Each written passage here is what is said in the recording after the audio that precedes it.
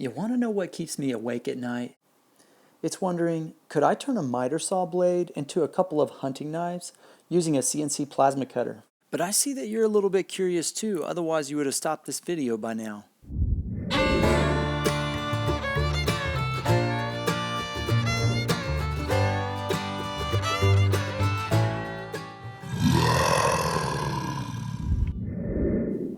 Today, I want to introduce you to George. George is a CNC plasma cutter I bought a few years ago on a wild hair. George can cut out all kinds of different metal. I actually bought him to cut out little signs like this, but the business didn't really take off too well. I figured I should have just a little bit of fun before I have to sell him. I gotta sell him to pay for a more expensive hobby. Me and my father-in-law Mike have been out looking for airplanes. I'm way more likely to die in a fiery airplane crash than messing with that plasma cutter. That's probably why my wife gave me permission. But these things are such a pain in the butt to purchase. First of all, you gotta drive all over Kingdom Come to find the perfect one.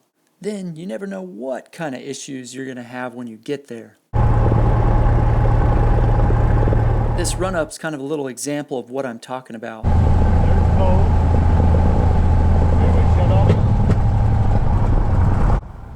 Yeah, this thing's got some issues, that's for sure. I was able to clear the plugs enough where I did feel comfortable taking this one up into the pattern at least.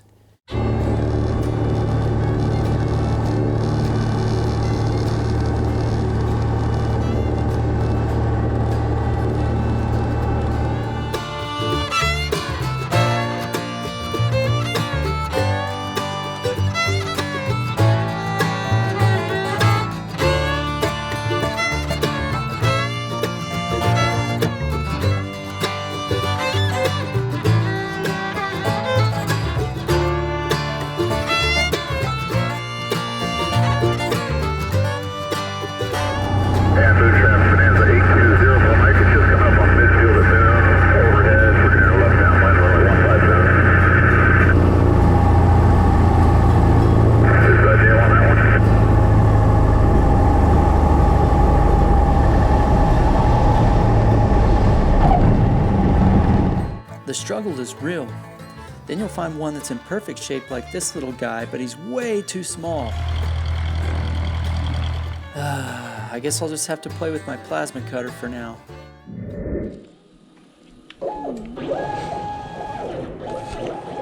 Good grief, I can't hardly steer this thing. I'll start by making a dry pass on the blade. I want to make sure it's going to fit on there before I actually cut it out. And for our next step, we'll use a tool that nobody can actually afford. I hate that too, guys. This is just for fun today. Well, I think it's going to fit. Well, it's not going to start if the plasma cutter's not on. And I guess that's not a very good spot for that either. Let's try this again.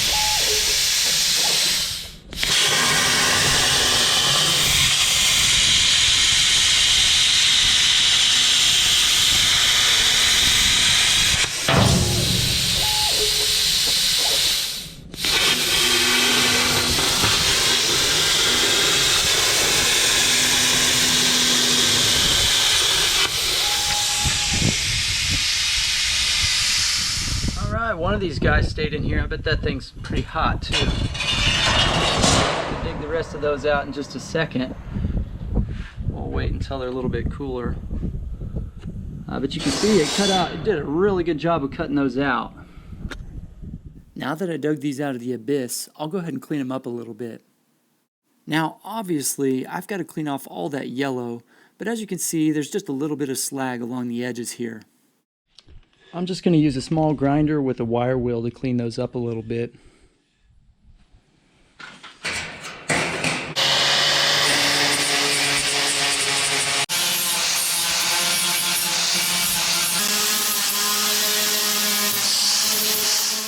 I'll speed that up for you a little bit. I didn't figure you wanted to watch me do that all day long.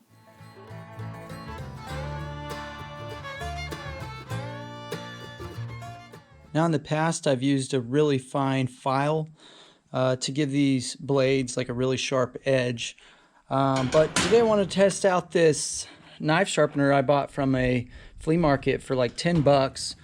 You can't beat flea market tools. If it doesn't work, you lost 10 bucks versus a couple hundred. So I'm gonna give this a shout. Okay, that's taken way too long with that fine sharpening stone. We'll start out with a bench grinder instead.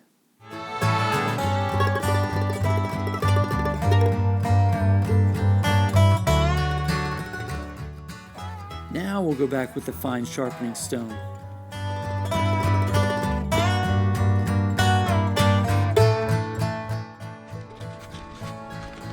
I'll really pretty these up later, but for now we just have a rough bladed edge on these.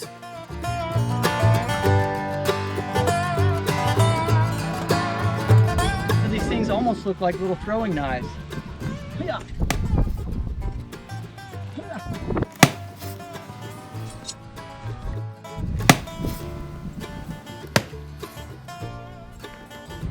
All right. You know, these things almost look like little throwing knives. Hunter, get out of the way, you silly dog.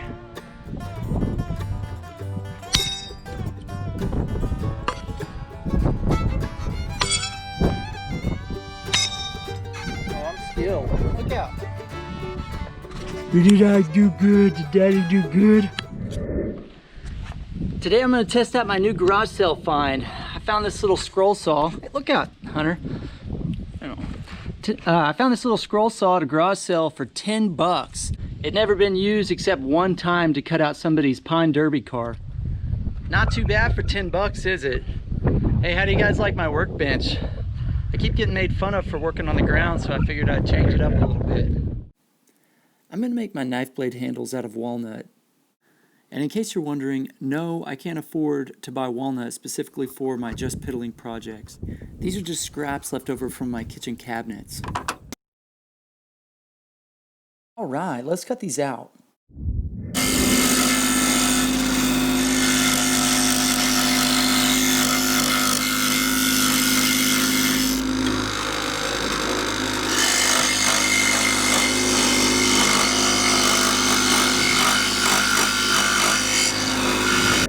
Well, I need a little bit of practice, but this thing works really, really well. Well, they look a little bit rough, but we'll take care of that here in just a minute. But first, I might have found an airplane. Well, we finally found an airplane. Now we're going to pick it up in Wichita. Buying an airplane is probably harder than buying a house. Good grief. Looked at a bunch of junkies. Sure is flat around these parts. Well, we decided to pull the trigger on this one. Now we'll just do a quick pre-flight and take her home. Mike looks real motivated, so I'm going to let him do all the work today.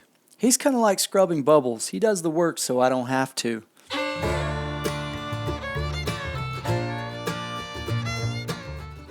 Well, I think the old Skyhawk is in airworthy condition. If it's not, we'll figure that out on the way down. All right, all right, all right. We're about to take off for the first time.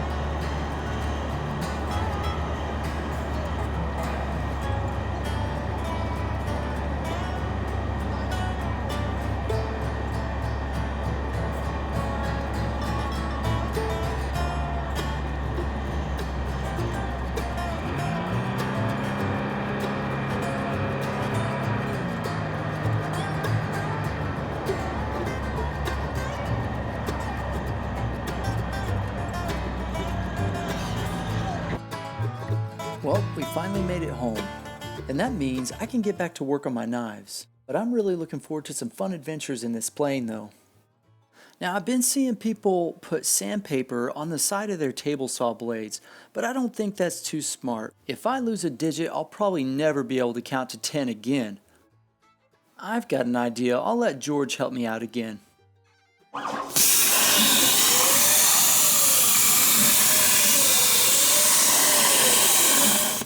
I found these 6-inch adhesive sanding discs at Home Depot. I couldn't find a bigger size for some reason, so I'll try these out for today and see if these work. Now, if these seem like they work really well, I may try to find some bigger ones online and try them out later.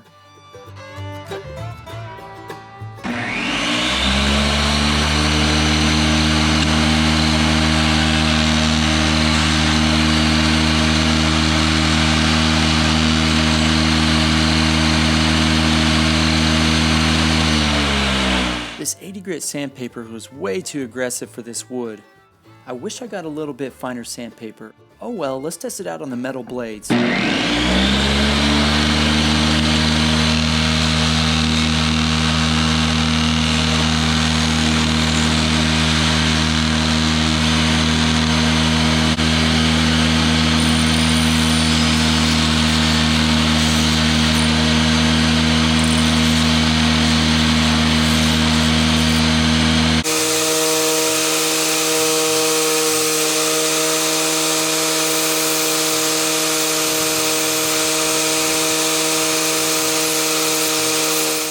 Okay, so it's officially a really good idea. Except, it would have worked way better if I would have covered the entire blade with the sandpaper though. I couldn't get the whole blade clean though, so I'll have to use my palm sander instead.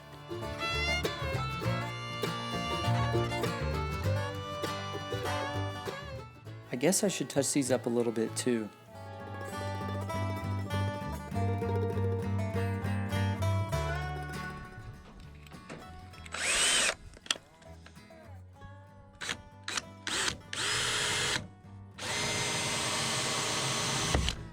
That seems kind of dangerous.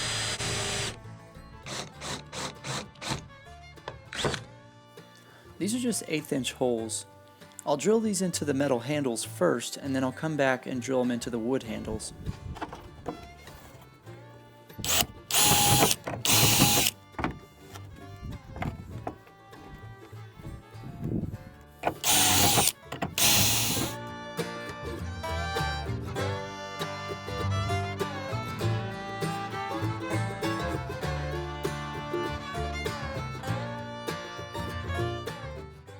This is just an 1/8 inch brass rod I bought from Home Depot. I'm not sure that it's what an expert would use, but it worked pretty good for me and it was way cheaper. This is an epoxy I also bought from Home Depot. I'll use this to attach the handles.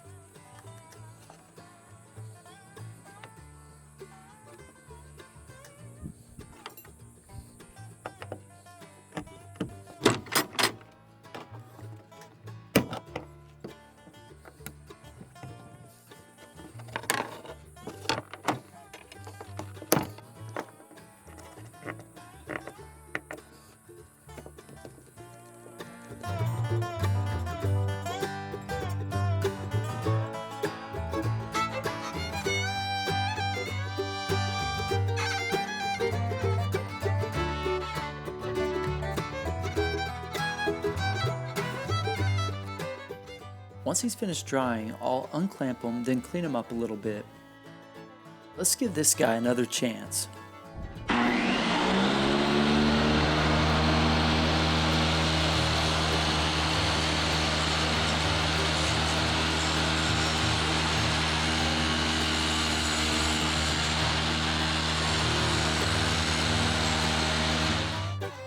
It actually works really well this way.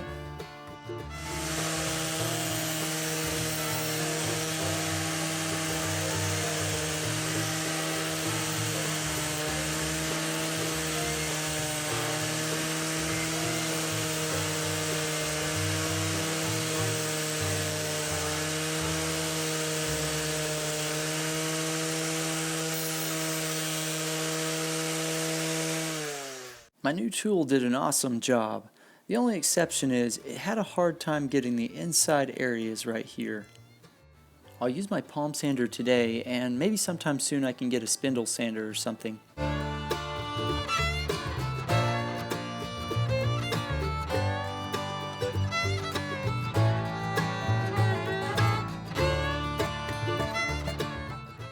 I just realized this little garage sale find has a polishing wheel on it.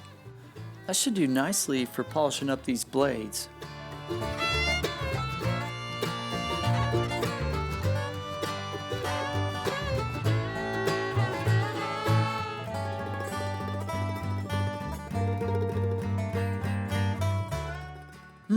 What do we have here? I'm going to try this on the handles.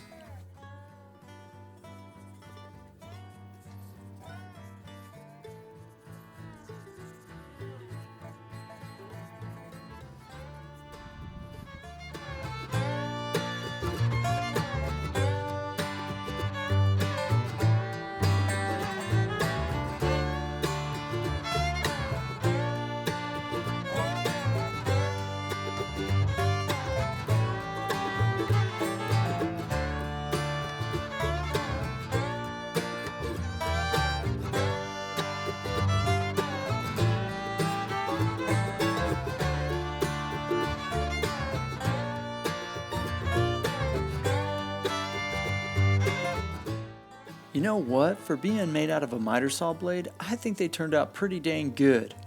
I've also never made a knife before. I've made ninja stars, but never a knife. I actually think this one's my favorite right here.